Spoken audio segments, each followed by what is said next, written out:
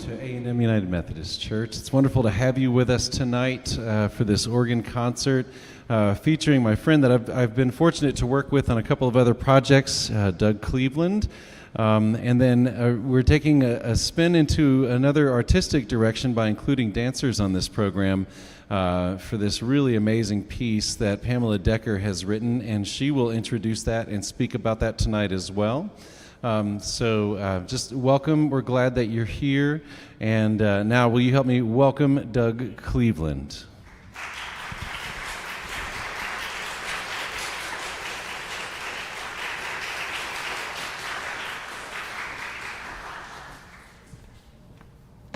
It's a pleasure to be here to play your magnificent Paragallo organ. It's absolutely perfect for the literature that I've chosen for you tonight. It has so many different colors and varieties of styles, German and French. The first piece on the program is by Nicholas Bruns, and he was a North German Baroque composer. He was from a town called Husum, Germany, and he studied with Dietrich Buxtehude in Lübeck, Germany. And he was very prolific as a violinist as well. In fact, he was famous for playing the violin and playing the organ at the same time with the feet. So he would play the violin and play with his feet. And you'll notice in this first piece, the Preludium, that I'll be playing double pedals. So I'll be playing a melody with the right foot and a melody with the left foot. So it's you'll see that influence. And then I'm going to play the Vater Unser. It is a German chorale based on the Lord's Prayer. I thought it would be appropriate for the Lenten season. Georg Bohm mainly hung out in his church in Lüneburg, Germany, and the young Johann Sebastian Bach actually studied with Bohm and heard his choral partitas in Lüneburg, and was very much influenced also by his choral prelude style, which this Vater Unser piece is based on, the Our Father in Heaven. It's very similar to the Italian aria tradition that Bach later really developed with his cantatas.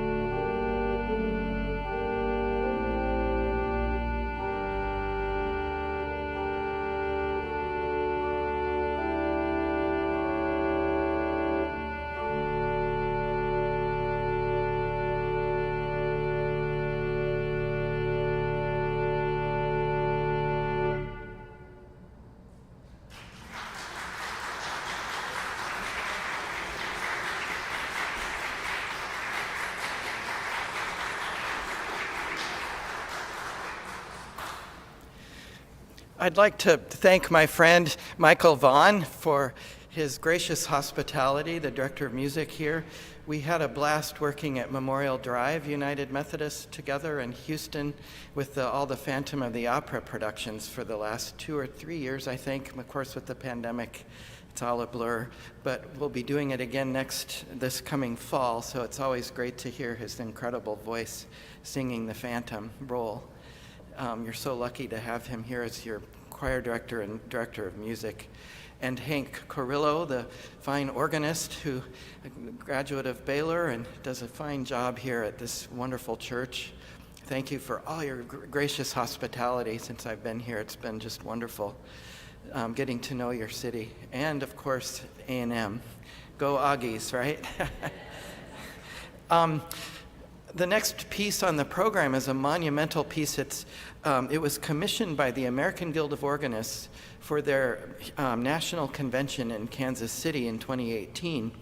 And I had the privilege of premiering this work with Kaylee Jensen, who's one of the dancers you'll see performing tonight.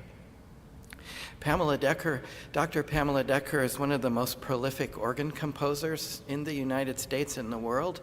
She's had many accolades, not only as a wonderful composer, but as a concert organist. She's just amazing, and she's professor of organ theory and composition at the University of Arizona in Tucson, and got all 3 of her degrees at Stanford.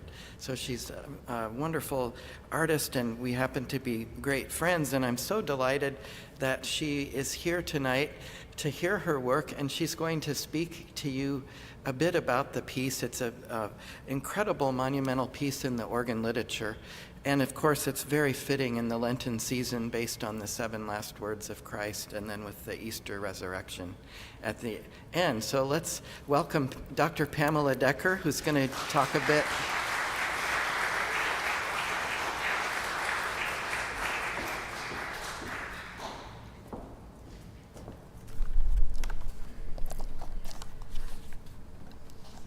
It was a great pleasure and honor for me to have this commission and to work on it.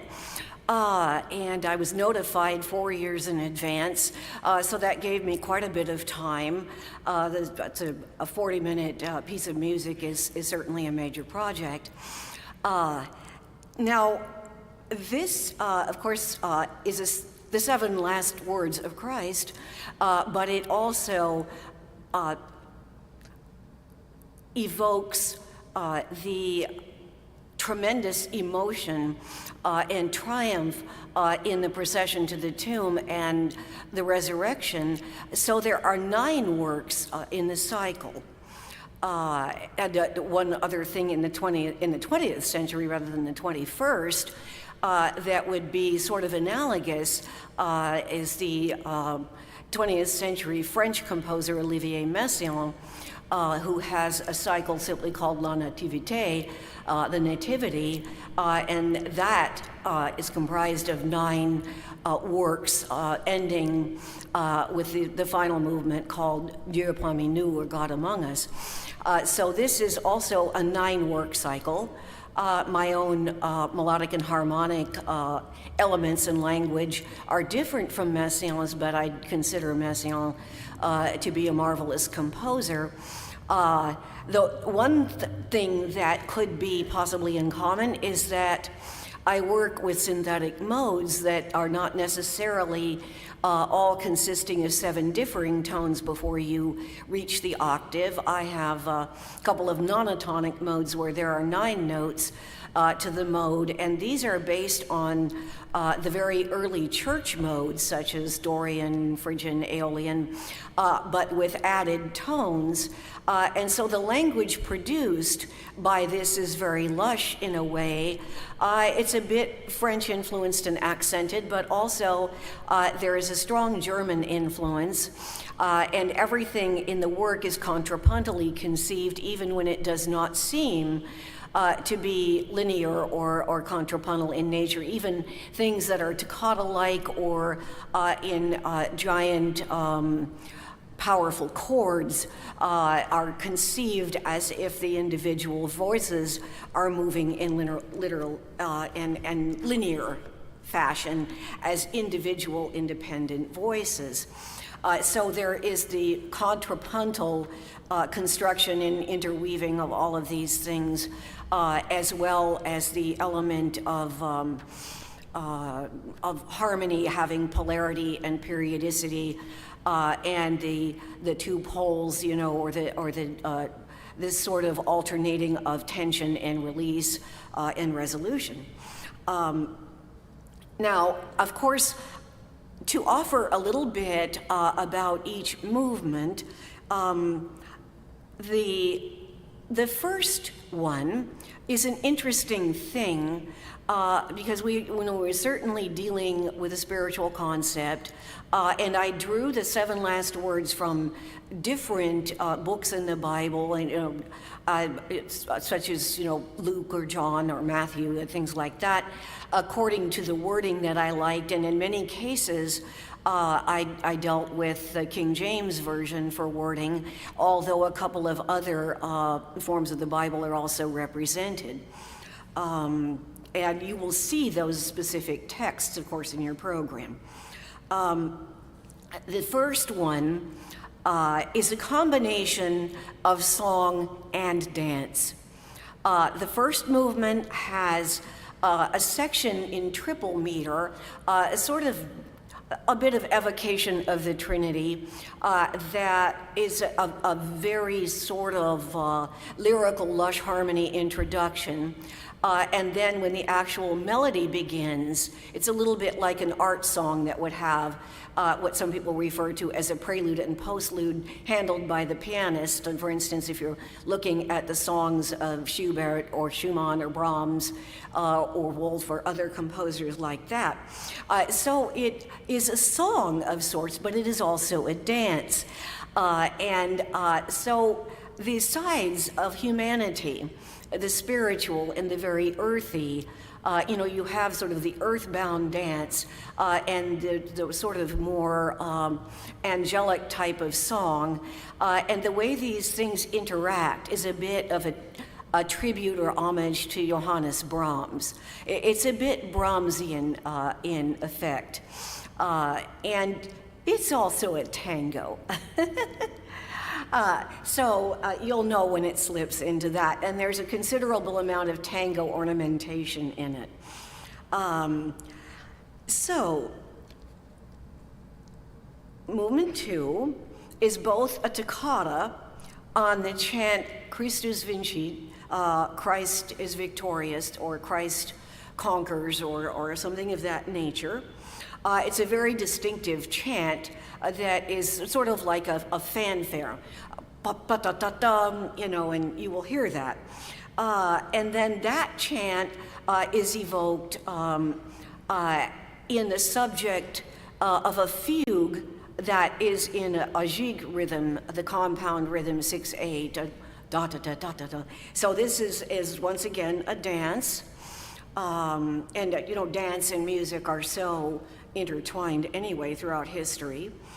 And then there are sort of aria sections that are sort of a reference to in a very subtle way, because the harmonic language is very different. It's 21st century, it's my own, and there are certainly influences and elements of functional tonality, but also modality, and then my own designed modes. And so you will still find the harmonic centering, the sense of cadences and everything, but there's also chromaticism and a lot of sort of tone painting and program music evoking certain concepts in the biblical excerpts. And so the references in the lyrical section have to do with a distinctive rhythm in the bass baritone aria in Bach's Cantata 106, Gottes Zeit ist die allerbeste Zeit, God's time is best. And most particularly where that particular aria is Heute wirst du mit mir im Paradies sein. today you shall be with me in paradise. And you have that ba-da-dum, da-da-dum, da-da, you know. And so actually in the Schweitzer, the Albert Schweitzer editions of Bach with Schirmer, and Schweitzer, of course, was a doctor who was also an organist, and in the analysis section of these complete works, he talks about what is conceived as the joy motive that Bach often, in pieces meaning to evoke joy, will have this dum da da da da da, like an eighth and 2/16.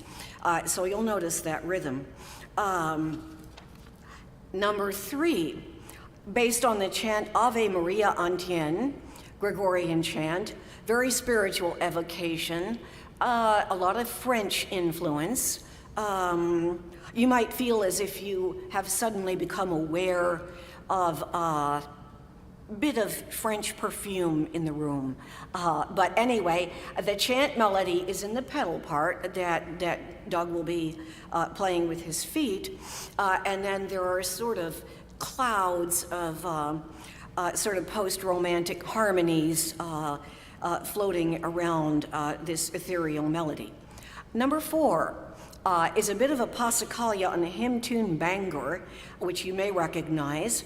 And it is often set to a Lenten text on the human experience of feeling forsaken. And then the movement ends with an evocation of triumphant restoration of life and light. In the middle, there will be sort of a reed stop solo that has more than a bit of jazz to its nature. Think maybe Louis Armstrong and a little bit of jazz trumpet, that sort of thing. Because jazz, of course, can be very, very spiritual. And of course, the gospel music, some of which is just absolutely glorious, that all genres of music have much to offer. This 5th segment for the simple 2 words, I thirst, emulates the flow of water, very sweet, very flowing. The choreography of the lines the sort of a brook or a stream, a body of water that is just gently flowing. Solo lines in the manual part that is not taking care of the water will be a representation of something much more acerbic, sort of the bitter aspect or nature of thirst. So there is the water, and then there is the experience of thirst, and sort of the juxtaposition of these things at the same time. And the way they fit together, again, has to do with the art and discipline of counterpoint. And then it's will be quite beautifully evoked by our lovely dancers. Number 6, it is finished. It's about sheer power, the resolute, and the victorious, vigorous driving ostinato figures. And then an ostinato in music, it was related to the word that we have, obstinate. It's sort of something that repeats in a very insistent way. Then there's syncopation, and there are also dance-like figures along the lines of South American dances. And so then there are these big sort of punctuation marks of great chords, sort of bum, bum, dum, dum, And so you have this sort of recurring burst of triumphant power. Okay, number 7. Let's have number 7. Then that is a musical manifestation of the purest beauty. The text, Father, into your hands I commend my spirit. For this, I wanted something that, while it has a sort of a substantial contrapuntal aspect in its construction, and a certain sort of harmonic language that has something in it that would give someone food for thought in terms of analysis. The whole idea is for it to seem pure and just sort of inevitable, and just sort of an evocation of beauty, something that you don't have to analyze in any way. In fact, I'm sort of a big believer that program notes are sort of an extra, a bonus. I really don't think that any piece of music should need program notes, but they're fun. It's just fun to talk about, what the conception for a work would be. So you're supposed to be able just to kind of swing in a harmonic hammock, and just sort of, float.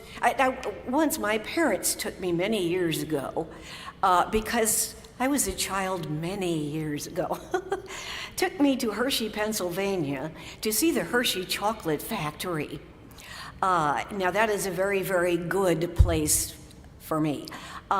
Anyway, I honestly saw these enormous, massive vats of chocolate. And of course, you can imagine the aroma in the place. And these enormous machine things were stirring the chocolate. And I just wanted to put on a swimsuit and dive in there, and so, the whole idea would be that this is something, that you can just think of as being a sound evocation of just being. Okay, the number 8 is a passacaglia, and this is a seriously processed out passacaglia with variations on a ground bass. And the bass repeats. Some of you undoubtedly know Bach's Passacaglia and Fugue in C minor. And so it has this, powerful, dependable. It's as dependable as a heartbeat, and then it builds to an enormous conclusion. And then the toccata, the final movement, is an evocation of the resurrection. And the passacaglia depicts the procession to the tomb, and then the resurrection, the most powerful and transformative event in the Bible and in Christian history. The work is a toccata, and once again almost has a jazz, shifting accent type of pattern to it, with a big melody in the pedal, which is actually my own setting of the words of the chant Victimae Paschali Laudes, the Easter Sunday chant. So that will be in the pedal line, but it's an evocation, a statement of triumph, and of the victory of life over death and darkness.